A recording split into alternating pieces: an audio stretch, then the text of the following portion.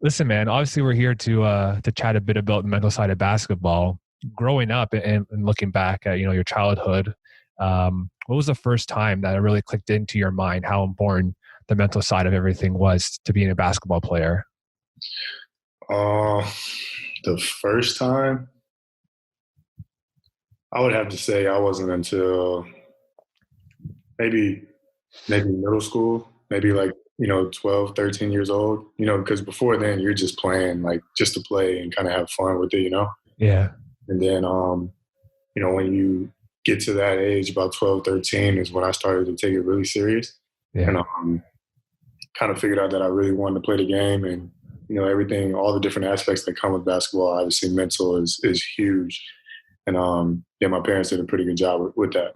Yeah, obviously, you went on to go play some college ball, but there's a recruiting process behind it, and there's scouts and stuff coming to see you and everything. As a young kid, knowing that there might be people watching you and judging your play, how much pressure did you feel, and how did you deal with that? I felt pressure more within myself than, as far as the outside stuff that was going on. I wasn't really worried about a lot of the different things. I just wanted to play really well. And like you said, you want to look good in front of the college scouts and all that. But I was pretty much taught, if you do the right things on the court, then everything else will take care of itself. So I didn't feel too much pressure until maybe like my senior year. And Senior year of high school? Senior year of high school, yeah. I had gone through a lot. It went up and down. So my sophomore year, we won the state championship, and I, got the MVP of the game, and that's kind of where my recruiting blew up. So I got my first official offer from the University of Utah, and it took off from there. I was, most of the Pac-12 schools, so like USC, UCLA, Cal, most of those schools came in because Utah offered. Mm-hmm. And, I was on a high. And then I played my next season, did pretty much the same thing. We didn't win the state championship, but it was a pretty good year for me. And if you're familiar with travel basketball like AAU, your junior year going into your senior year is huge. Yeah. And I ended up getting invited to the Nike camps, the LeBron camp and all that. So I was in a pretty good place, but then I ended up getting hurt. And it wasn't an injury where I could sit out, but it was an injury where it would affect me. It was my groin. And I remember a lot of the schools kind of backing off because I wasn't showing what I could really do. And again, it kind of happened that way. A lot of the schools backed off some. And then I went into my senior year and I absolutely played really well. I killed it. I did what I was supposed to do. And every school that I wanted to go to my senior year, every head coach left. I wanted to commit to the University of Utah. I went to high school in Utah, by the way. Mm-hmm.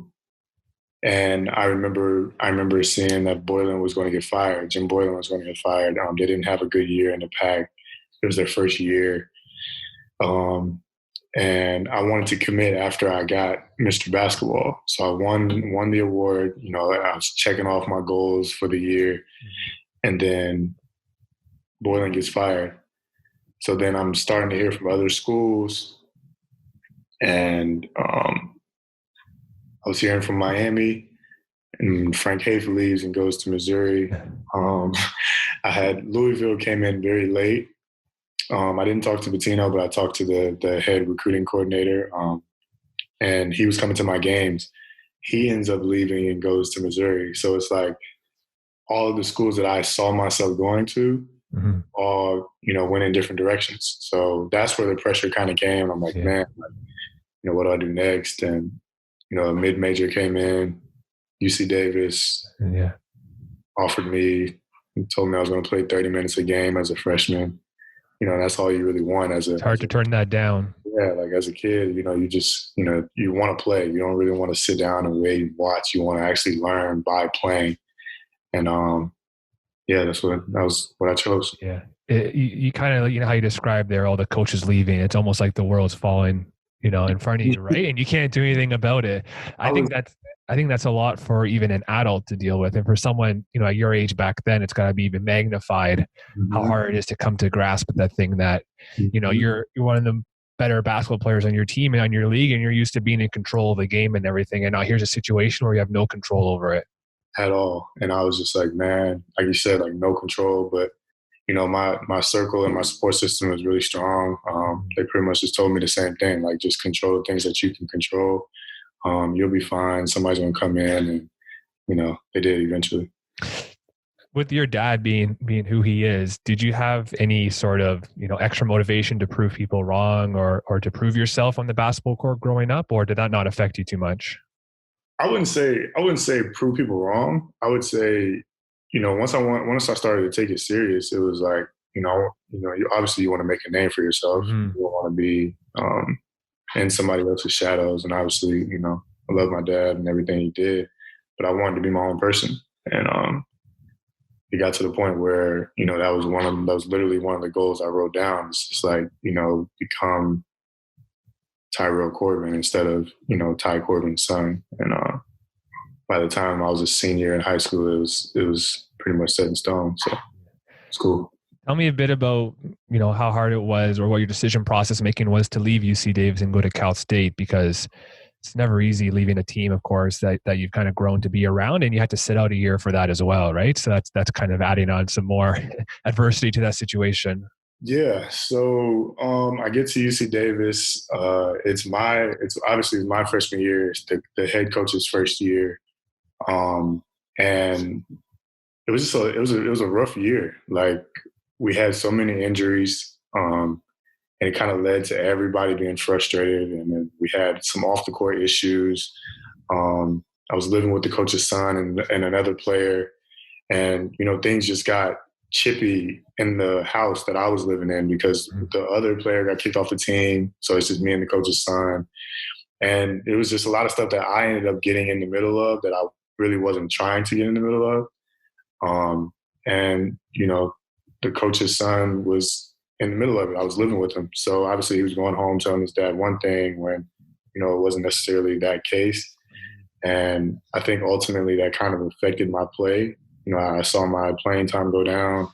And by the end of the year, everybody was just so frustrated. When you're losing, everything is the worst in a college program. So,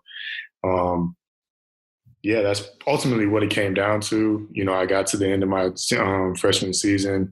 The assistant coach that really recruited me really well, he sincerely wanted the best for me. And, I had a couple of meetings with him at the end of the year. He said, "You're a freshman. I don't see this situation getting better for you because the coach's son was 1 year above me. So I would have had, 3 more years of the same treatment pretty much." Yeah. And, two assistant coaches on staff genuinely told me, like, if I would leave, I would transfer. We want you to stay here. We want you to be a part of our family, but, we also want what's best for you.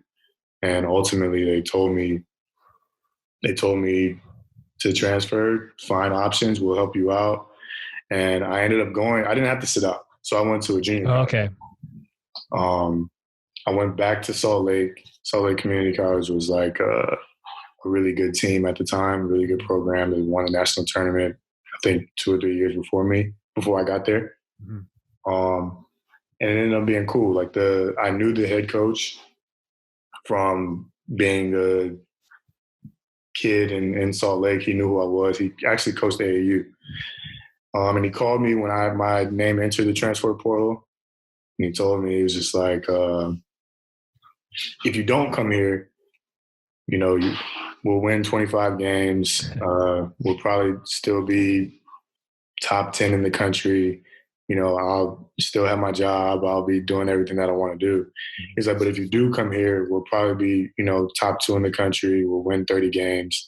You have a chance to win a national tournament, and you'll go back D1, which is, what we know you want you to do. And he was right. He didn't lie to me at all. I went to Salt Lake Community. We ended up being number 2 in the country, going into the national tournament.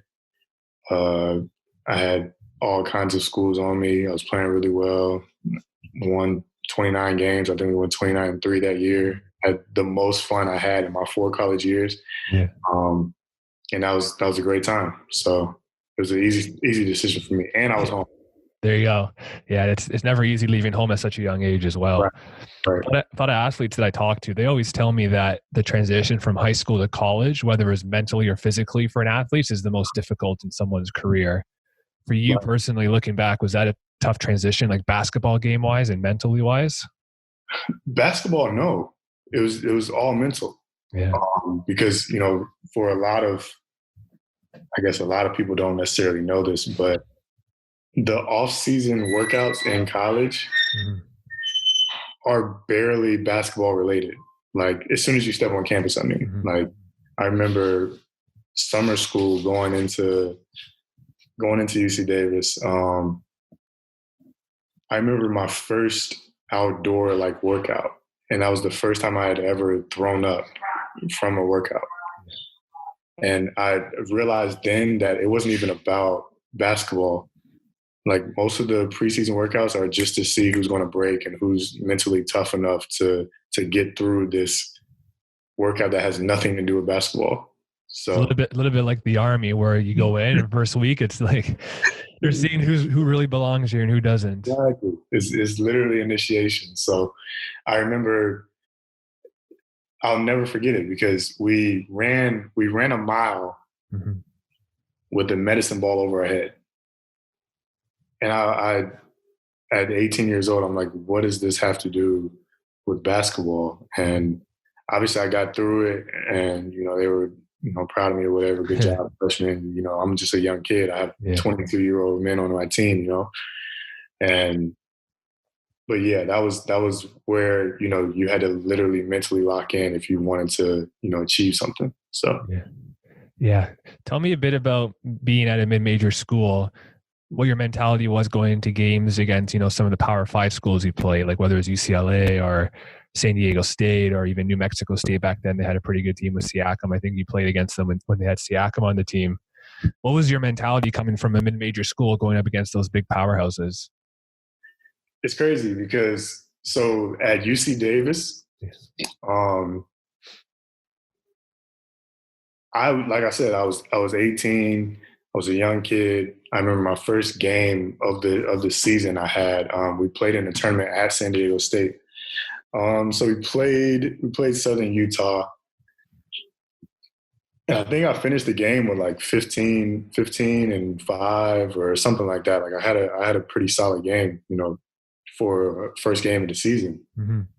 And, we lost, but I just remember thinking I belong. I'm here. I'm doing what I need to do. And then a couple nights later, we played San Diego State. And this was I think a year or two after Kawhi left. But, being in Utah, I grew up watching San Diego State. I grew up watching Jimmer play against San Diego State. Those teams were super stacked. And this is pretty much the same team. They just didn't have Kawhi. They didn't have another guy, Malcolm Thomas, who plays EuroLeague, played in the NBA.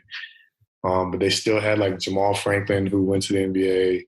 A couple other names that nobody would really know, but Xavier Thames was a really good guard. These are guys that I knew from being on the West Coast. And I was never scared. I ended up playing a pretty good game. I think I had 7.7 assists. But we got killed. And I remember going in the locker room after the game and my team just being kind of happy, because we probably lost by 10, 15 at San Diego State. 14,000 fans, is super packed. Yeah. And the mentality for UC Davis was, we're happy we didn't get completely embarrassed. And for me, I'm coming from a program in high school where we didn't lose. I wasn't used to losing at all. So I'm upset. And that was kind of where I realized that this year was going to be rough. If we're okay with losing, then we're behind the 8 ball already. Like, we're not where we need to be as a team. And it showed for the rest of the year. UC Davis year was bad. So I ended up leaving. I go to Utah. I get back in the winning mentality. And then I circle back to Cal State Bakersfield, which is another mid-major. But the expectations for that team were completely different. Like, we went into Washington State. We played Nevada. We beat Nevada. We beat Cal Berkeley at Cal Berkeley. I think we lost to USC by like 1. And big schools didn't want to play us anymore because we were the school that, we would upset you. And I just saw the difference in the mentality was huge for me because I wanted to be a part of a team that wanted to win, that wanted to beat the bigger schools. And that was huge for me my last 2 years of college. I think that really speaks to, just how important the mental side of basketball is, and team chemistry and mentality and everything, where you see it all the time in whether it's pros or college where, everyone picks number 1 seed to win the tournament or whatever it is, to win the playoffs. Everyone picks the Warriors to win every year before they all got injured. But the game's not played on paper, right? There's a lot of things that go on behind the scenes that affect the outcome of a basketball game. And like you said, when everyone on the team buys into the same mentality, whether you agree with it or not, that's where, you get the most success out of your basketball team, when everyone works as one unit. Exactly. There's a saying in basketball, like, losing teams know how to lose, and winning teams know how to win. So you can be a losing team, but you're up against a team that you probably shouldn't be up against. In the back of your mind, the losing team is always going to do something to lose the game. Like, they're going to start, they're going to get nervous or whatever. They're going to start making those careless turnovers, or they're just going to start missing shots or whatever. And then you look up and you lost. And it's like, the winning teams don't ever care about being down. Their only focus is to somehow get back in the game and somehow come out with the outcome that they want. Yeah, a couple interviews ago, me and another G League player, we talked about that, about how the media has this perception of tanking. NBA or NFL or whatever sports league, they got to tank to get the highest draft pick. But what a lot of people don't realize is that kills the chemistry or the culture of the team, right? When you have that loser mentality, you only know how to lose. You don't know how to win. So when you get the pieces to win, you guys don't know how to put it together. And obviously I haven't been to the NBA yet, but it has to be super frustrating. There's a difference between like just being a bad team and being like a team that is trying to lose. And, I have a lot of friends who play up top, or, I've been around the league my whole life. So to see it, like I said, it has to be frustrating because you don't ever go out. Like I said, you don't go out trying to lose. That's just weird. So yeah, it has to be tough. After college, you went to go play overseas, and you didn't go to any traditional countries like Spain or Italy or something. You went to some pretty exotic countries. You're in Montenegro, you're in Mongolia, Indonesia. Talk to me a bit about just the whole mindset behind that, because it's tough. Like you mentioned, it's a bit tough for a college athlete to leave their state to go play basketball. Here you are going to the other side of the whole world. Man, so basically, my last 2 years of college weren't what they were supposed to be. Again, I ended up on a team where I still don't have an answer why my playing time went the way it went. Like, I came in, I was starting, playing really well, beating teams that we're not supposed to beat, and then out of nowhere, things just clicked, and I was getting mistreated. And I got mistreated my entire senior year. With that being said, my numbers went down. I didn't have any agents. I didn't have anybody contacting me. But, I knew I could still play the game. I was completely confident in my ability. Like I said, I'd been around the game my whole life. So in the summertime, I was playing against NBA players. I was playing against pros. I was playing against, guys who were playing high level overseas. And more than holding my own. So I knew, sorry if you can hear that. No, but it's all good. I knew that I could still play the game. I was only 22, so I started reaching out to the guys that I work out with in the summertime. And I'm trying to remember how it went. Honestly, I think they put me in touch with a couple of agents, and I had to go try. I went to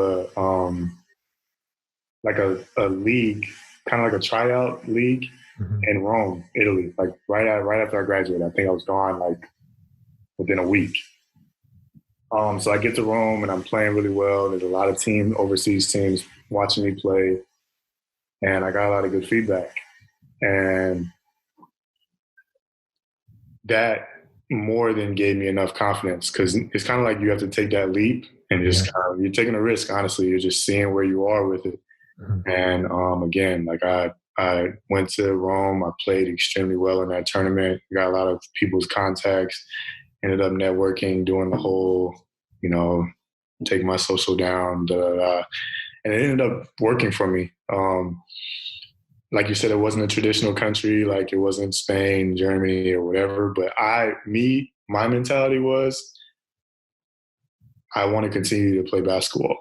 And somehow, some way, I'm going to make it happen. And if I have to go to a Montenegro, then I'll go. Yeah. And that speaks a lot to the sacrifices that go into be a pro athlete. Like you took that risk to fly the other side of the world, kind of doing some tryouts, without really knowing any guarantee that you're going to get a spot in any team.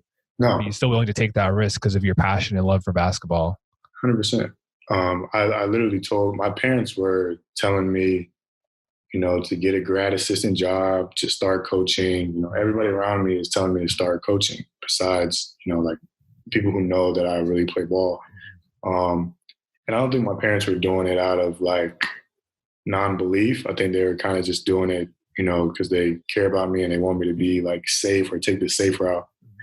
But I told them like, no, I'm going to go overseas. If I have to go overseas, I'm going overseas. Like I'm going to play basketball.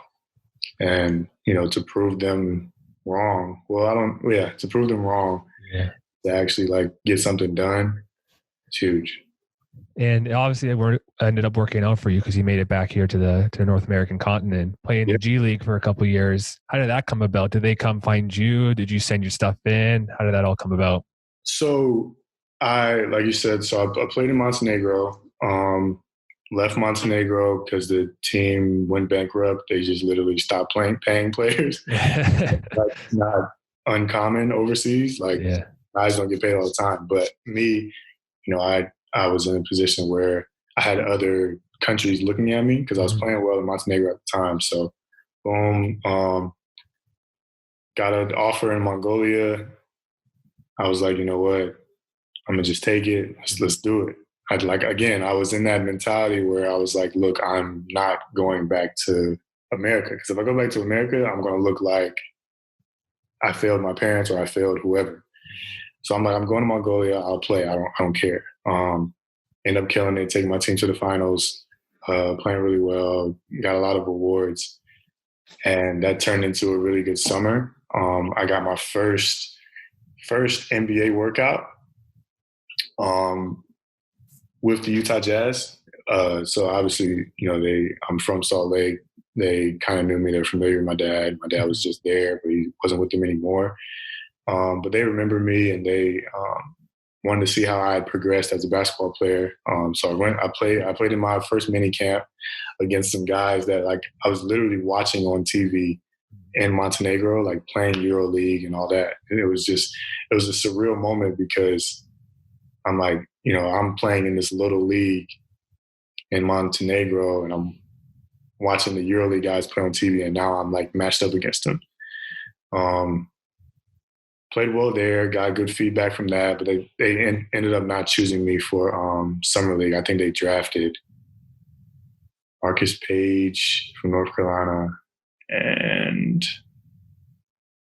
they drafted another guard. I can't remember. There's I think it was Tyrell Wallace, which was weird because he's from Bakersfield and I used to play with him. So yeah, they drafted two guards, so there was no space for me on the Summer League team. But I got good feedback, and they just told me to keep working. You have a chance. So I'm like, okay, cool. I get to the next year and I go to Indonesia randomly. Yeah. I remember I was on Twitter. And I just opened my app and I had like so many mentions. And like some of them weren't even in English. And I'm like, what is going on? So then this Indonesian kid, he messaged me and he said, welcome to Indonesia. Like, congrats on being drafted. Right. And I'm like, I don't have an agent at the time. Like I literally was doing everything on my own just because I was going to find a way. Mm-hmm. Yeah. And they're congratulating me on getting drafted. And I'm like, what is this about? And I checked my Facebook, I think. And I had a message from a random agent who's like, hey, bro, like I saw your tape. I just happened to put your name in this draft just because I really like your game. Yeah. You got drafted in Indonesia. I know you don't know anything about it, but it's going to be a pretty good situation. You'll be in Southeast Asia. There's a lot of other really good leagues down there. If you can get a China look, then that's something that, you need to go out there and kill it. And again, it was just about taking a risk. I'm like, I did it last year and it worked out for me. Let's just see what Indonesia has. Mm-hmm. And I get out there and I end up, I think I was like second in the league in scoring. I won Defensive Player of the Year. I was leading the league in steals. But the last game of the season like was crazy. Like I ended up having 50 against the defending champs. And that's what kind of like blew everything up. So that I come back home and, NBA teams in the summer league, they don't really like, they do their research, but they just care about like stats. Right. So if it doesn't really matter where you play. If you had a good year where, you averaged 25 and your season high was 50, then it looks good on paper because it just, we can just add you to the roster or whatever. Yeah.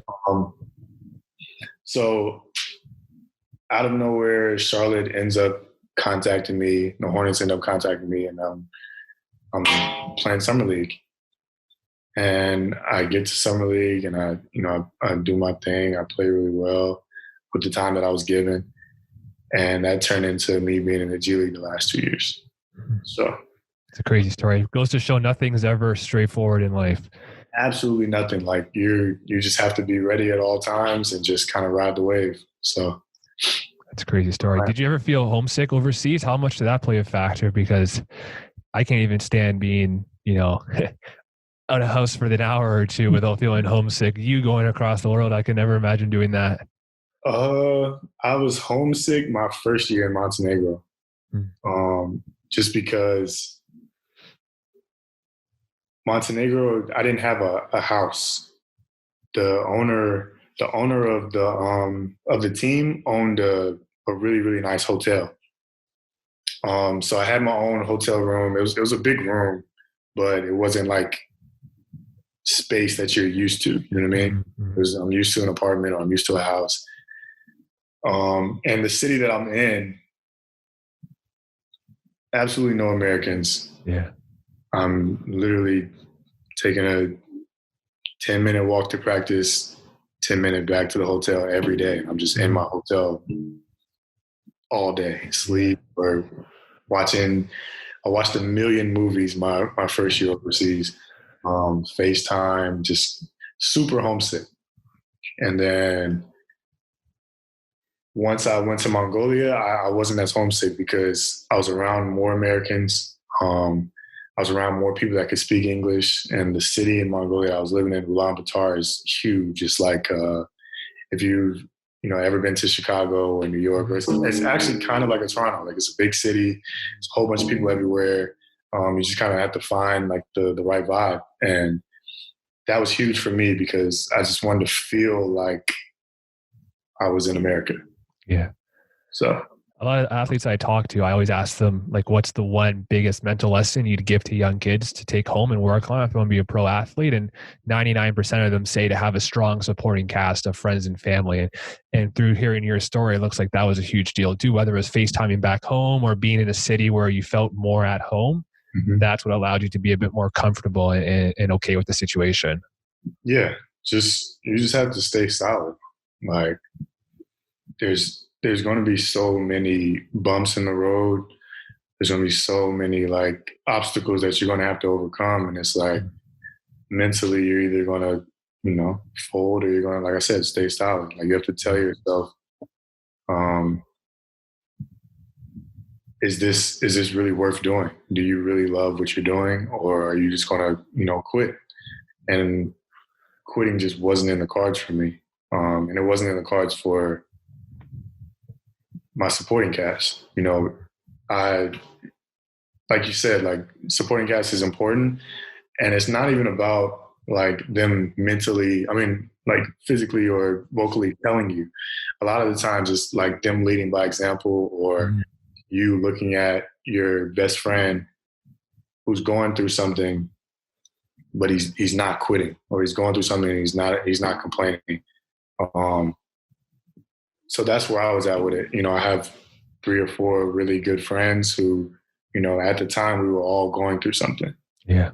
And we were all persevering through our pretty much messed up situation. Mm-hmm.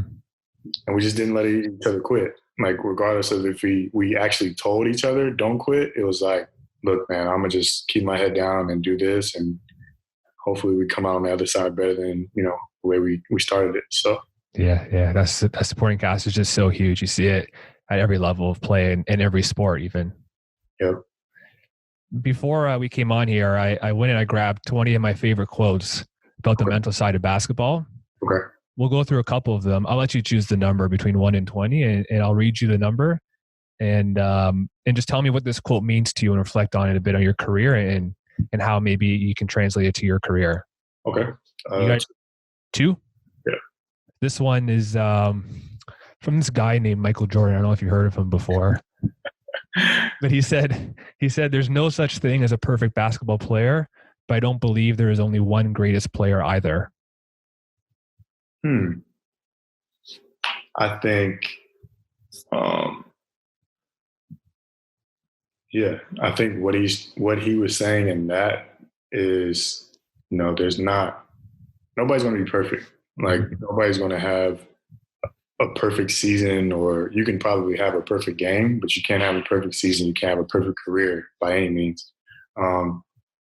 And I think we live in a day and age where everybody's comparing, like, who's the greatest, or who's the best basketball player ever. And I don't know when he said this quote. I don't know what the context was, but what I get from it is, you can be great in your own right. And there's a different lane for every person that's great. Like if you ask a big man who's the best basketball player, he might say Shaq or Kareem or Wilt or somebody, you know what I mean? So there's all different perspectives. So if you focus on just being the best you, then I think that's where, you'll see the best results. And I think that's what Michael may have been trying to say. Yeah. When I coach with a lot of younger athletes, they tell me, they don't tell me per se, but I get the vibe they all try to be perfect. Right. They all try to go 10 for 10 from the field, or, as a hockey goalie, they try to save all 35 shots. And I try to tell them, it's okay to strive to be perfect, but you also have to be realistic. Yeah. You look at the pro athletes, nobody's shooting 100% from 3. Nobody is saving every shot they get. No one is, 30 for 30 for 300 yards on a football game. Right. You can strive to be perfect, but you also have to kind of be a bit realistic in your expectations of yourself as well. Yeah. Just to piggyback on that, like, your how you attack your preparation. I think you can be, to a certain extent, I think you can be perfect in your preparation. I think you can you can practice trying to be 10 for 10. You can practice, I've heard crazy stories from just being around of guys who practice not hitting the rim for a whole workout. And these are, the Kyle Korvers, the Steph Currys. They're not going to be perfect in the game, but if you look up, they're literally the best shooters of all time. You know what I mean? So if you want to be perfect in something, be perfect in your approach. That's something that you can kind of control. You can control, I want to hit this amount of shots today in practice. Or in this workout, I want to, like I said, I don't want to hit the rim, or I want to, I don't even know. Like, there's certain things that you can pinpoint that you can control. And if you want to be, if I was to tell a kid, I would say, you're not going to be perfect, but if you want to be perfect in something, like, be perfect in your approach about how you do things. You can control your hard work. You can control how much you work. And then at the end of the day, if you leave the gym feeling good about yourself, then you've done your job. Yeah, that's beautiful. Yeah. You got another number in mind between 1 and 20? 11. 11. This one's from Doc Rivers, of course, legendary NBA coach. He said, good players want to be coached, but great players want to be told the truth. Yes. It's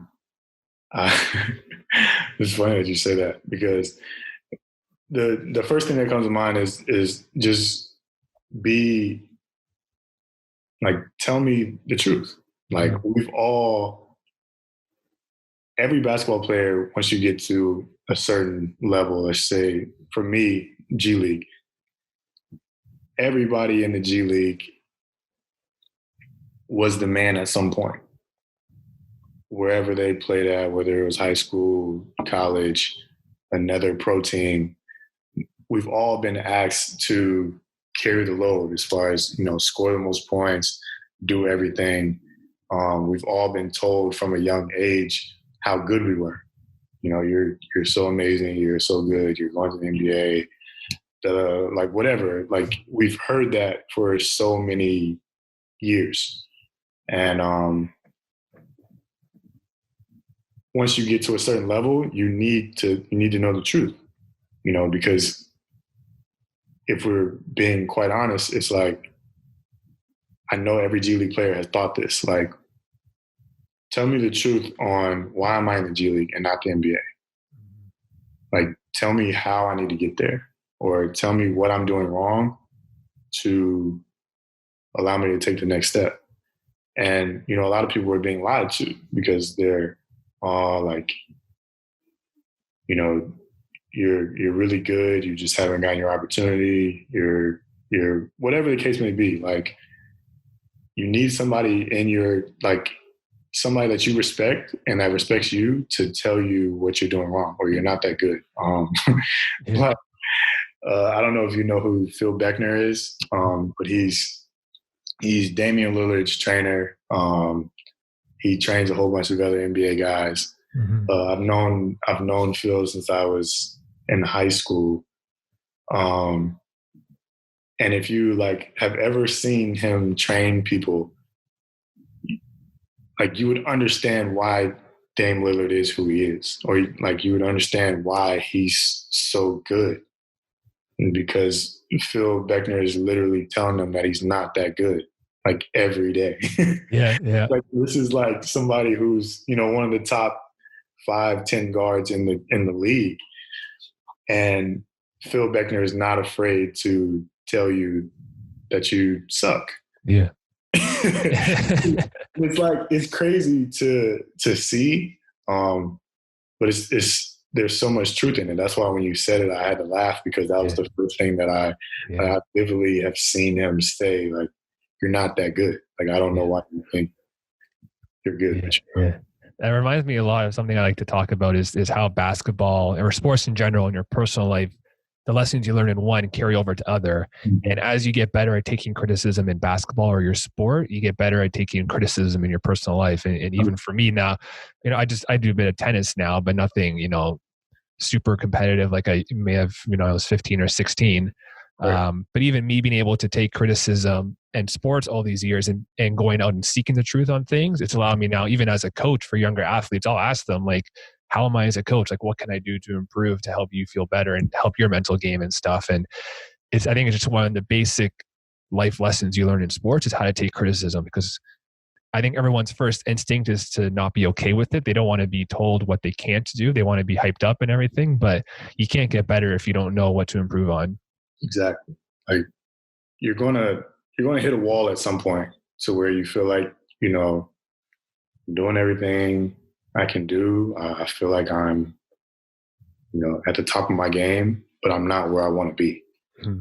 And that's where you as a player need to start asking questions. You need to get as much feedback and as much coaching as you can possibly get. Like I got to the point where I was in summer league with the Hornets.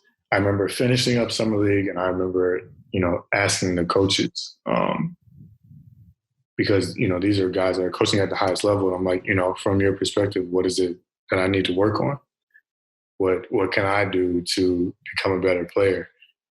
And the biggest thing that stood out to me was just be more vocal. It wasn't really much about my game. I think they liked my game enough. It was like, be more vocal, be like a true leader on the court. So, yeah, and I think it's important to realize that when people are giving you this advice or constructive criticism, it's not personal. No. It's their objective opinion, right? Or subjective opinion, whatever it is. But it's not personal against you. They're not giving you this advice to say you're a bad person or they hate you or something. They're doing it with your best interest in heart. And I think that's why a lot of people, they don't like criticism as well, because they take it as a statement of fact almost, that this person is hating against you or they think you're a bad person. But again, I think it's just the whole mentality of people, and it's easier said than done to accept criticism. You can't just flip the switch overnight. It's a step-by-step process, but I think it's one of the most important lessons an athlete or person can learn in their life is how to accept that criticism. 100%. And I was blessed to have an AAU coach. I got that lesson when I was like in 8th grade from a guy named Alex Austin, who lives in Salt Lake City, Utah. And I absolutely love Alex. He became like another mentor to me. And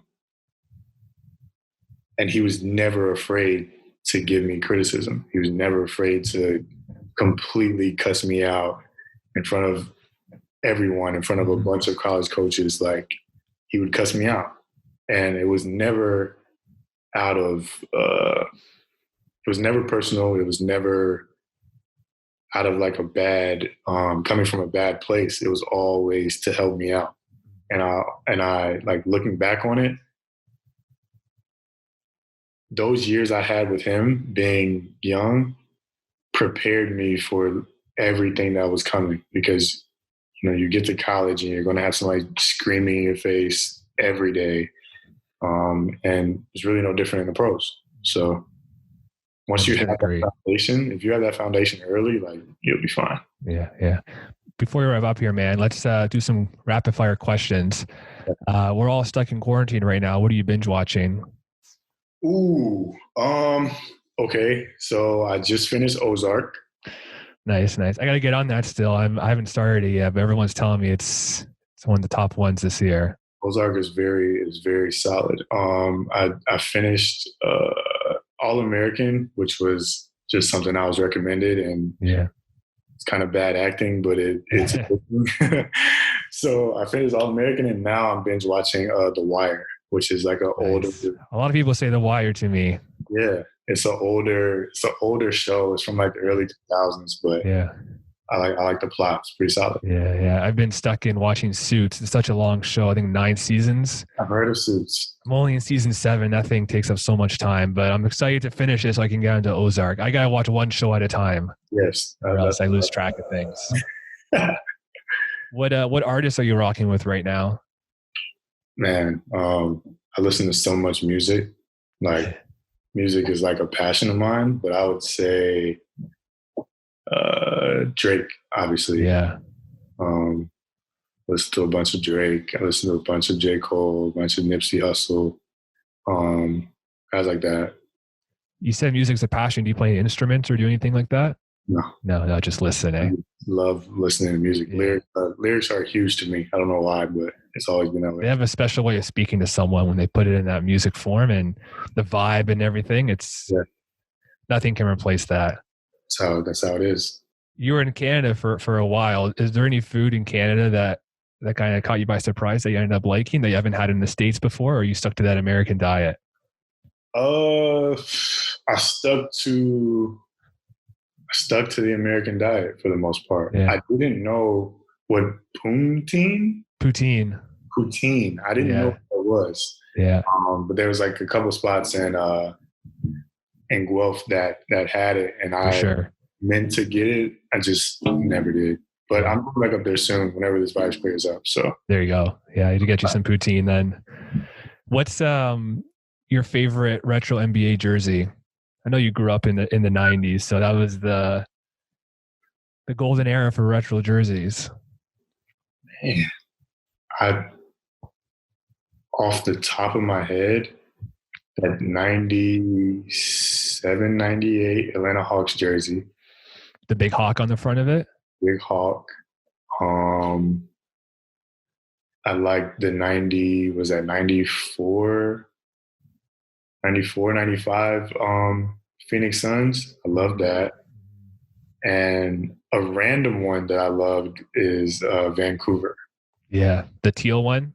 Teal one. Yeah. The teal one. I love the I don't even know what that is.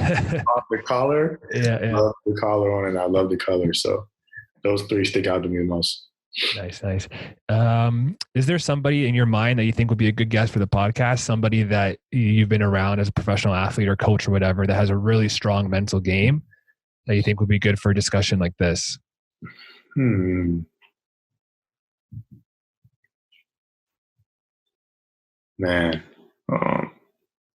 I've been around some pretty solid people.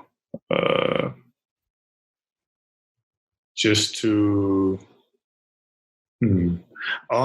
last year on the road with Stockton Kings, I roomed with Gabe Vincent on the road a lot, and him and I shared a lot of the same mentality. He ended up getting a two-way with the Miami Heat. Yeah. So if you can get in touch with Gabe, that would be a good person to talk to for sure. If you got a plug or a line, let me know. I appreciate that. Yeah. I'll definitely let him know. I actually just talked to him earlier this morning. I'm trying to think him, and I'm trying to think who else is on my team who was pretty solid. Terrence Sullivan. I had him on the other week. Yeah, I'm about to put that one out. Yeah? Yeah, he's dope to talk to. Yeah, he was another person that was pretty cool. He was pretty solid. Yeah. He had a story to him, you know. Yeah, he had a really good story coming from D2. And I'm just trying to think of the guys from that team. We had a pretty solid team. Yeah, I would say out of those, it would probably be Matt Jones. Went to Duke. Yeah, he was on my Stockton team. I don't know how you can get in touch with him because he's so out of touch. Like he's MIA right now. He does social media and then he'll delete it and then he's just gone. So I don't know how to get in touch with him. But Matt Jones is another person that. I've been in touch with a couple of guys from that Stockton team, and I can get a vibe that whole team was something special. The mentality behind a lot of good guys in that team. We were just like, I don't know, Cody Dims. I had him on too. Yeah. Went through that whole team. Yeah. Yeah. We, as a team, honestly, I'm disappointed, man, because we really had a good team. Like we felt like we should have won it, but things happen. Last question here. Down by 1, your team with 3 seconds left on the clock. Who's taking the last shot? You or your dad? Oh, me. 100%, eh? 100%. No doubt. I like that. Listen, man, appreciate you taking some time today. Again, wishing your friends and family and yourself, all my well wishes and for your health through this whole coronavirus thing. Hopefully it all gets cleared up soon. We can see you back on the court balling again. Man, thanks for having me. And likewise, Mom. Stay safe. Yeah, man. Appreciate it, man. Take care. No problem.